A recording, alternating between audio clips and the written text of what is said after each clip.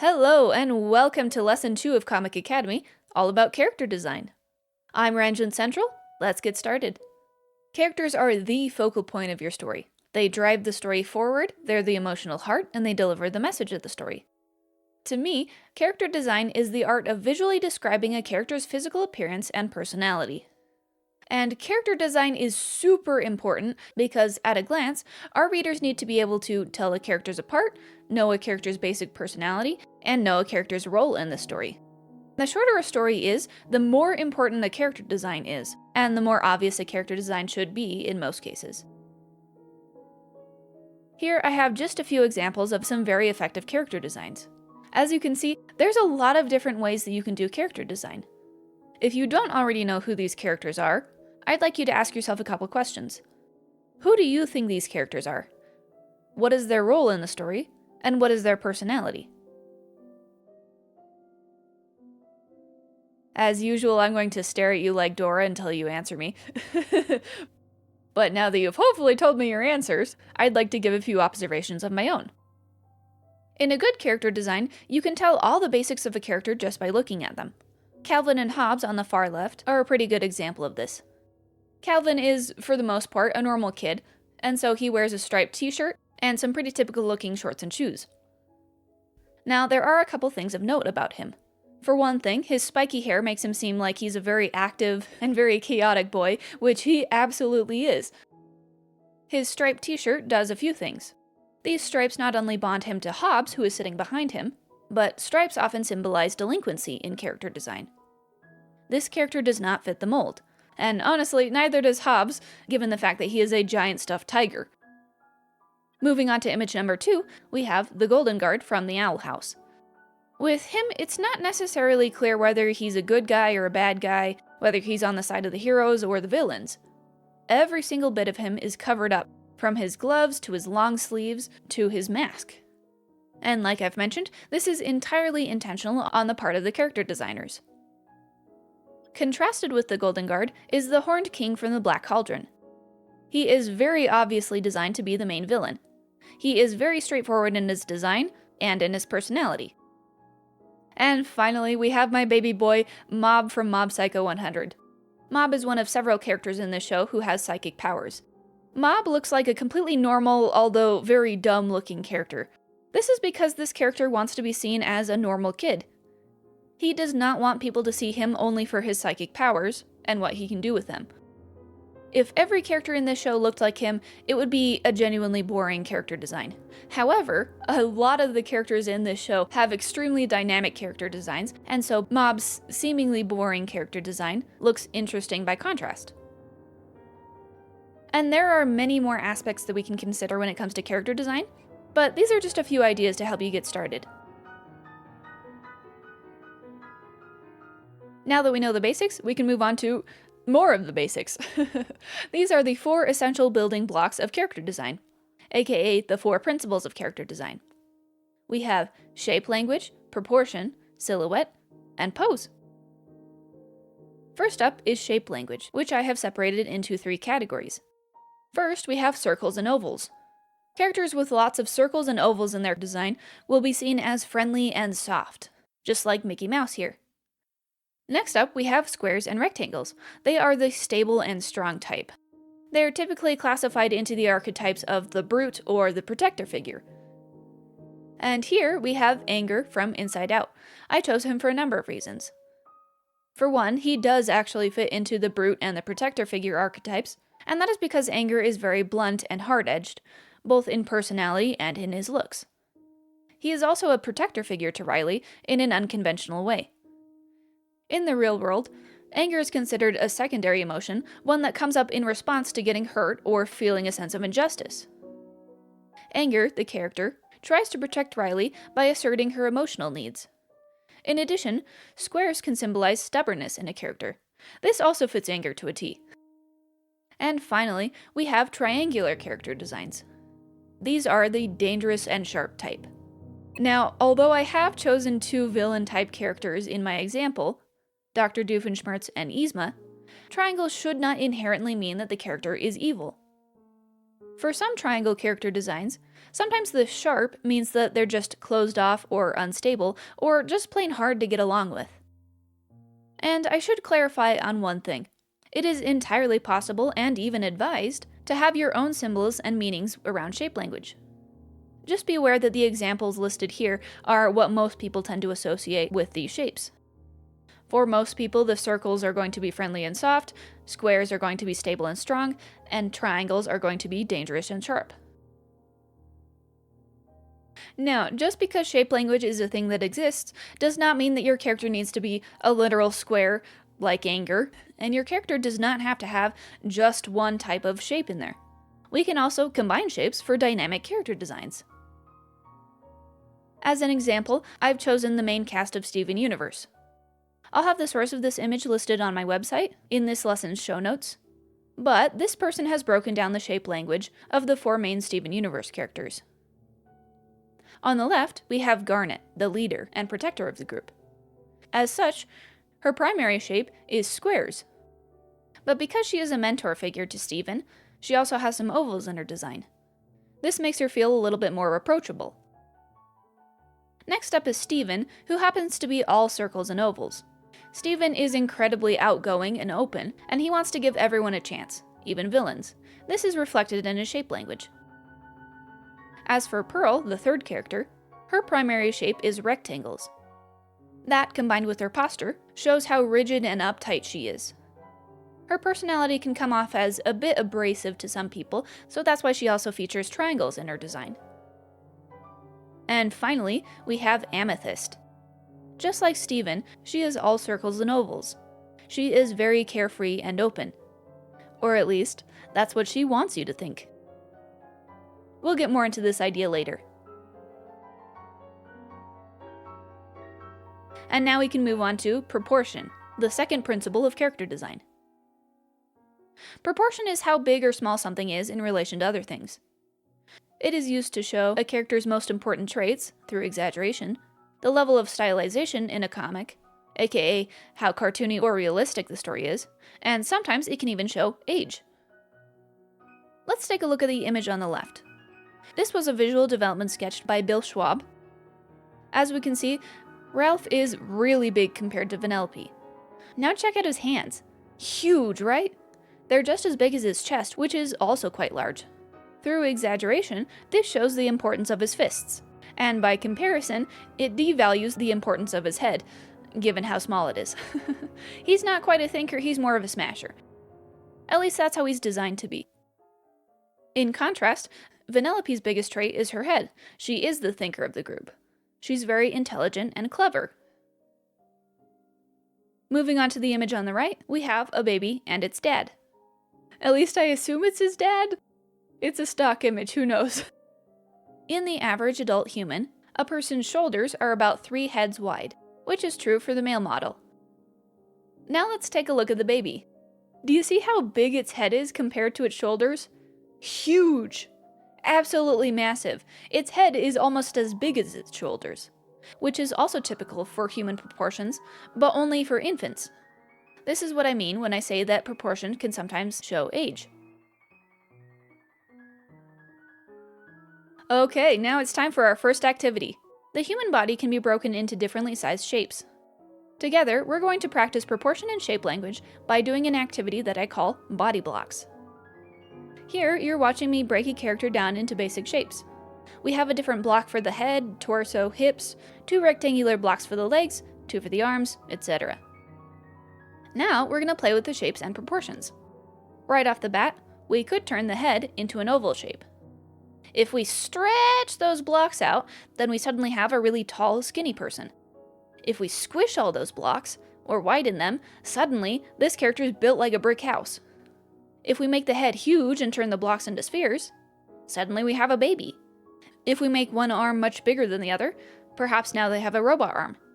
Make the hips real big, and then suddenly you have a very feminine woman.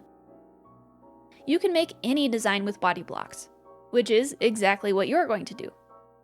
Or don't, I can't stop you, but you know. Here's your prompts for today. I'd like you to pause the screen, take whatever you used to draw with, and spend 2 to 5 minutes each making a few body blocks for each prompt. A little tip, Try not to spend 5 minutes on one design. The goal is to get as many different designs in a 2 to 5 minute period as you can. That means you're not caring about how accurate the shapes are, or how good your lines look. You just whack on a bunch of shapes and keep moving. Prompt number 1 is a buff person who always skips leg day. Pause and do a few minutes of that, then move on to an evil baby. A few more minutes of that, and then finally move on to someone with golden retriever energy. Welcome back! I also took the liberty of doing this challenge myself, and here's what I made. Now, I would love to see your designs, so if you feel comfortable, post a short or video and tag me at Ranjin Central. You can also use the tag RC Comic Academy, listed on the screen. This will ensure that I'll actually be able to see what you make, assuming your plan is to share it with us. Your designs look fantastic, so now it's time to move on to pose, the third principle of character design. Posing a character is one of the quickest and easiest ways to show a character's personality. I have several characters on the screen right now with a mix of dynamic and subtle poses. Characters who bring their limbs out wide and take up a lot of space might be more open, friendly, confident, or aggressive. Characters who keep their limbs close to their body might be closed off, timid, or hiding something. Currently, the images on the screen are not moving, obviously, but poses can change at any time depending on what the character is doing or how they're feeling. Knowing the way their body typically moves helps you learn something about their characters. If you haven't already, I'd love for you to pause the screen and take a minute to guess what these characters' personalities might be like. Welcome back. First off, we have Philip from the Owl House. Judging by how close he keeps his limbs to his body, we can infer two things. For one thing, he is very formal, and even polite at times. However, there's another aspect to this, and what gives this away is his mischievous little smirk on his face. He keeps his hands behind his back because he is very duplicitous. The second character is actually a self-portrait, but I included it because of the fantastic pose that the character is in. This immediately shows you that they are the quintessential artist, who scrunches themselves up into a shrimp pose as their natural state. Next up we have Ida from the Owl House. She is very confident, so she throws her arms out very wide. In the bottom right, Mabel does a similar thing, arms out wide because she's very welcoming. Same with Greg on the top right, but his is more in the silly gesture. Contrasting them all, we have Wirt to the left of Greg. His arms are hidden under his cloak because he is a very timid and closed-off character. And finally, we have Akira from Devilman Crybaby. Akira runs in a very animalistic way. He runs very close to the ground and his limbs go all different directions. This is after he becomes possessed by a devil, so makes sense. Here's some tips on how to pose your character. First, focus on showing their main personality trait. Are they shy, aggressive, friendly, heroic? Who are they? Second, use props. An artist might hold a paintbrush or wear an apron, or a skateboarder could be posed doing a skateboard trick. 3. Imagine them in different scenarios. How do they act when no one is watching? When they see a friend? When they're sad or angry? And finally, remember that characters don't have to be standing. They can be running, jumping, sitting, whatever you imagine them to be doing.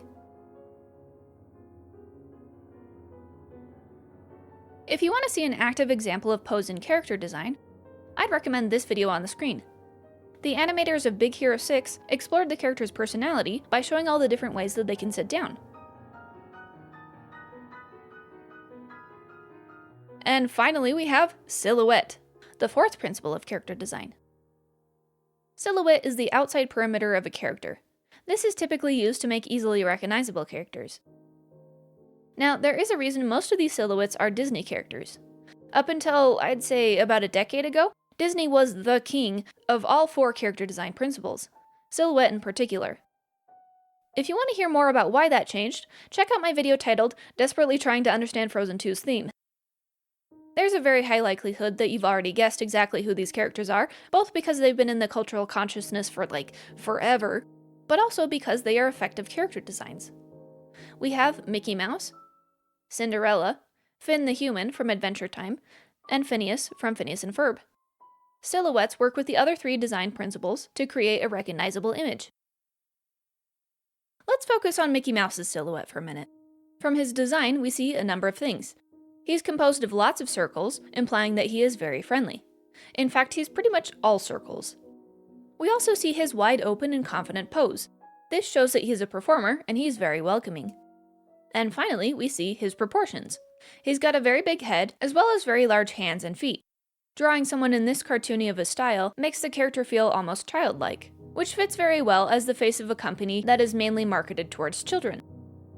As you can see, I've highlighted the other three principles of character design because Silhouette works with all three of these principles in order to function. If you're like me and you tend to get lost in the details, I'd recommend starting your character designs with Silhouette in mind first. This helps you try lots of ideas quickly, and it also enables you to focus on the focal points of a character using the other three principles of character design. When you're experimenting with rough silhouettes, you can start with one flat color, or you can use very simple black and white shapes. Emphasis on the simple. The point of silhouette design is to not get lost in the weeds. We start out with general shapes, and then we can get more specific from there, but only when it's time. So now that we know the basic principles of character design, there are some other things that we can consider. Now, I'm excited about this bit because it is a Rangent Central exclusive. You will not find this tip anywhere else.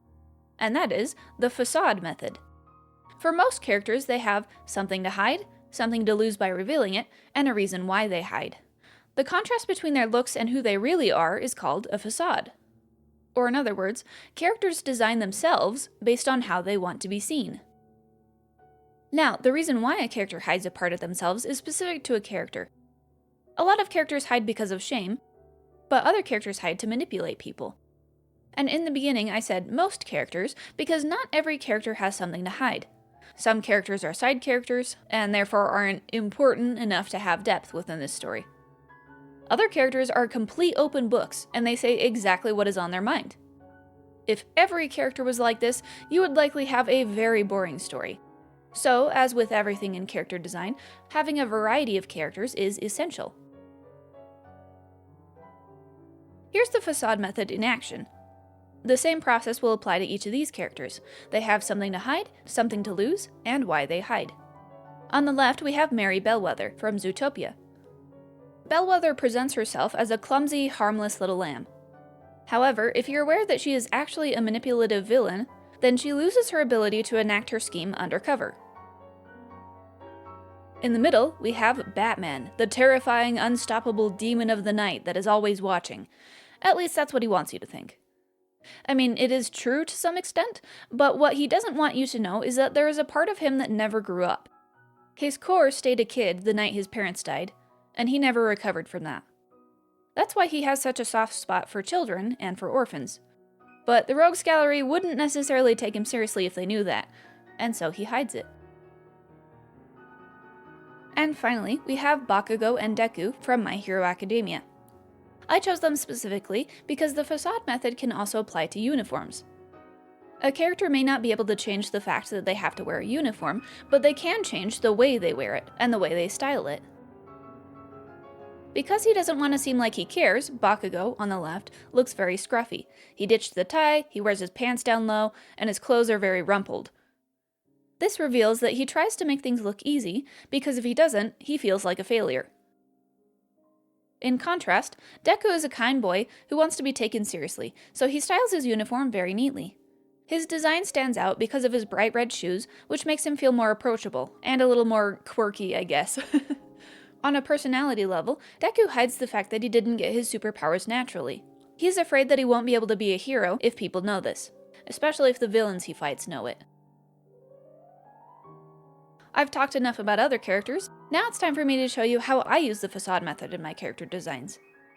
I have a light novel on Webtoons called A Cure for Fate, and in this story, the Little Red Riding Hood fairy tale repeats on a loop every generation, and these two characters, Bren and Rhea, are next in line.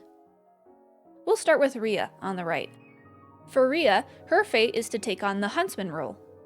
Rhea actually willingly takes on and prepares for this role in the hopes of protecting her family. Her goal of designing herself is to look strong, intimidating, and closed off to prevent harm.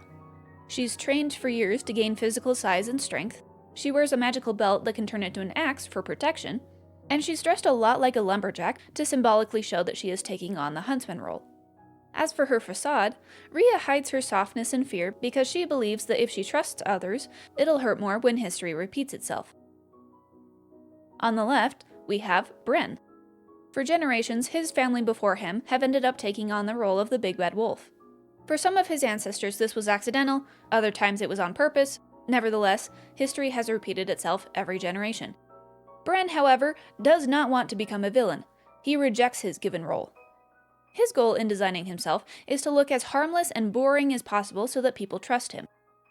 As for his facade, there are a number of elements that are working together to hide his true nature. Bren is a shapeshifter, a wolf shifter, specifically, hence the big bad wolf role. Because he wants to be seen for the well-behaved and polite kid that he is, he dresses very formally. For one thing, he wears long sleeves, symbolically hiding himself, and for another, he wears a pin in the shape of monk's hood, a flower that was once known as wolfsbane. The flower does symbolize caution, which also works out great for his character. But most importantly, he wears a wool sweater vest. Now, when I originally crafted this design, it just kind of fit for him. I didn't really have a symbolic reason for why he'd wear it. However, eventually I noticed something very interesting about that connection.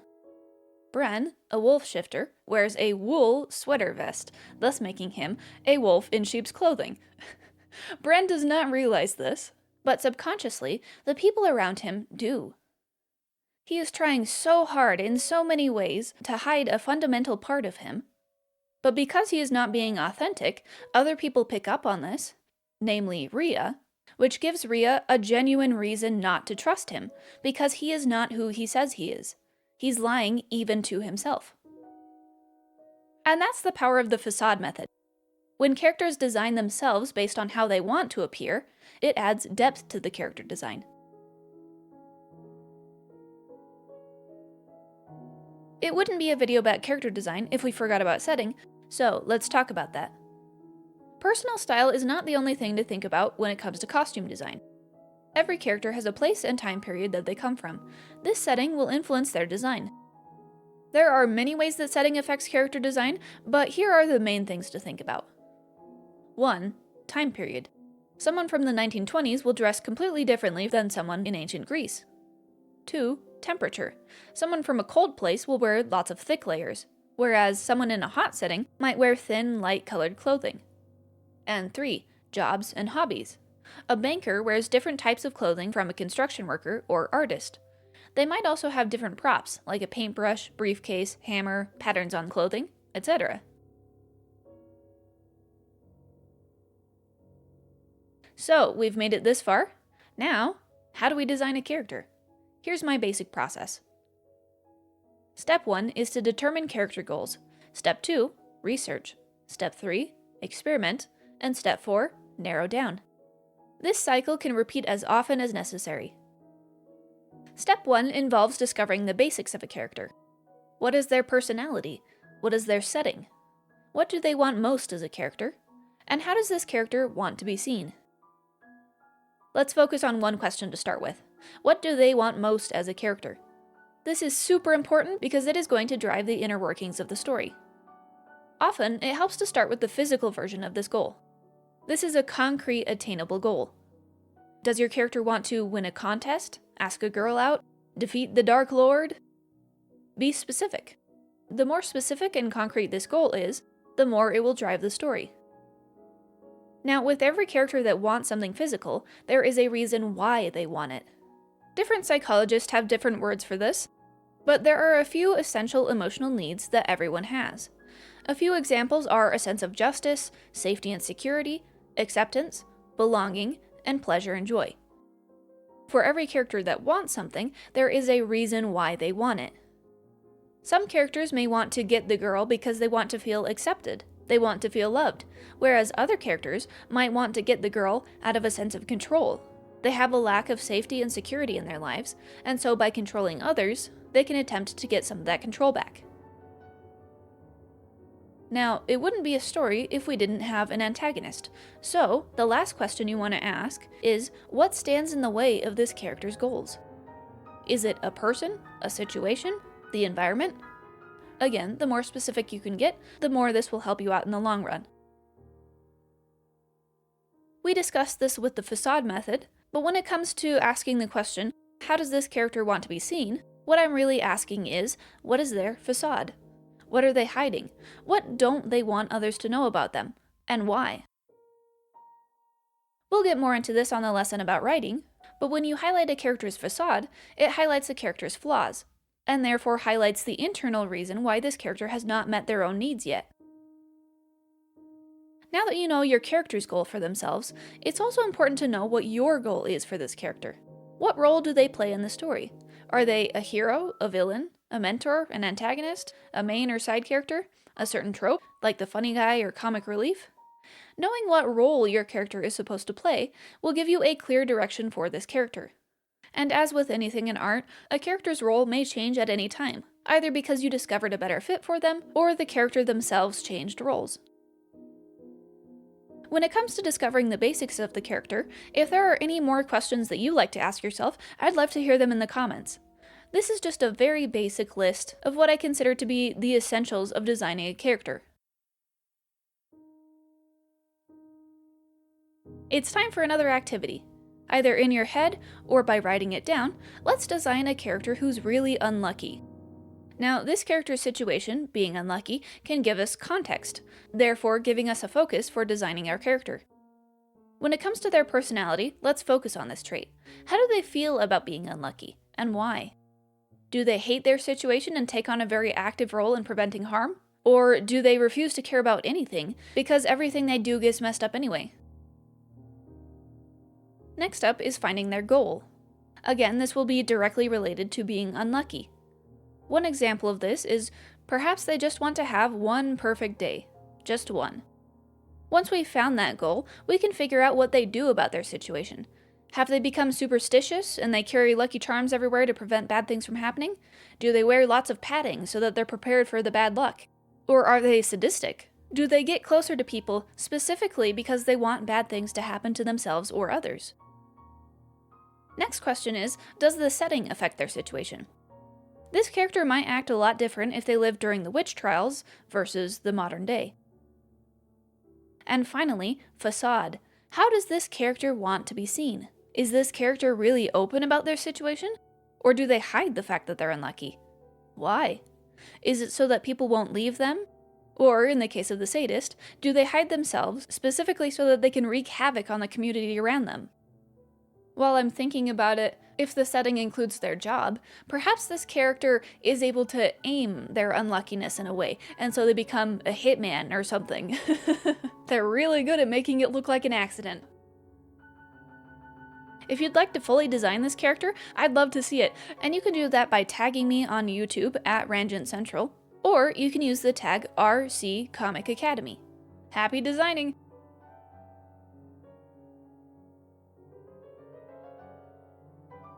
Step number 2 in the character design process is to research. There are many ways to get inspiration. For one, we can use search engines and input a variety of different search terms. For example, maybe you type in pastel goth fashion, types of short hairdos, daily life of a prison guard, whatever you need to get the job done. Just make sure that you use the right search terms when finding inspiration. If phrasing things one way isn't working, try another way. The specific words you use can be the difference between finding right results and finding nothing. Or stop using Google because it is completely non-functional by now. Do not use anything that has AI in it, and just switch to something like Internet Archive, DuckDuckGo, whatever works. We can also find an inspiration by making a mood board or collection, either by saving collections on social media or other places online, or by taking pictures of comic books you like, or cutting out magazines, whatever makes the most sense to you. And finally, with research, we want to expand our knowledge. On my website, I have a resources tab with resources chosen specifically for this lesson in mind. Your local libraries are also a fantastic resource to learn more about your character's career, setting, clothing styles, disabilities, whatever you need. Librarians themselves are fantastic resources, and so are resources like Overdrive, which work with your local libraries to check out books for free. Libraries also have way more than just books. If you ask a librarian, they will have a whole list of things that you can check out or use for free in your community.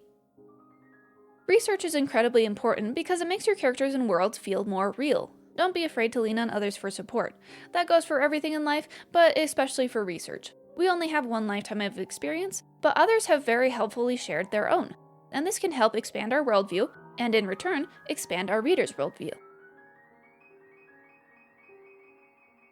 Step number 3 in the character design process is to experiment. Draw or write down everything that you have an idea for, and practice combining them in different ways. Make connections that you would not otherwise make. The weirder the better in most cases. When it comes to experimentation, we want to fail fast by making rough sketches or bullet-pointed outlines. Emphasis on the rough. If you spend 2 hours on one outfit and you decide that you hate it, it's not going to end well for you. On the other hand, the rougher the sketch, the quicker you'll go. Use that to your advantage. Don't get stuck on something that isn't working. You're not here to find a final design, yet. You're just here to throw spaghetti at the wall and see what sticks. So, just try, even if the idea sounds dumb or might not work. Quickly try it out, and you can either prove or disprove the theory that something might work. Finding what doesn't work helps give us an example of what not to do so that we can move in the right direction. But you won't know what's best until you experiment. One last thing, if you're really struggling with a particular character design, that is okay. Keep trying and eventually you will find it. Here's a couple things that might help you. For one, if you find that you're getting lost in the weeds and you're trying and nothing is working, it might be time to hone in again on the character's goals, their facade, and your goal for the character. The more you are keeping that in mind in terms of their physical character design, the quicker the process tends to go. In my experience, when I get stuck on a character design, it's usually because I know deep down that something is not working, but there's a part of my brain that is scared to face that head on. In times like these, I can notice that my brain is trying to distract me from the real thing. It puts up smoke and mirrors and it says, "Pay no attention to the man behind the curtain." When you notice that this is happening, that your brain seems very eager to distract you from something, hold on to that thought and face it head on.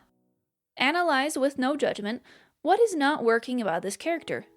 What about this character am I not acknowledging? Why does the thought of changing this element stress me out? Once you find and address the issue, suddenly that giant boulder in the way will shrink into a pebble and you'll be able to continue with your design work.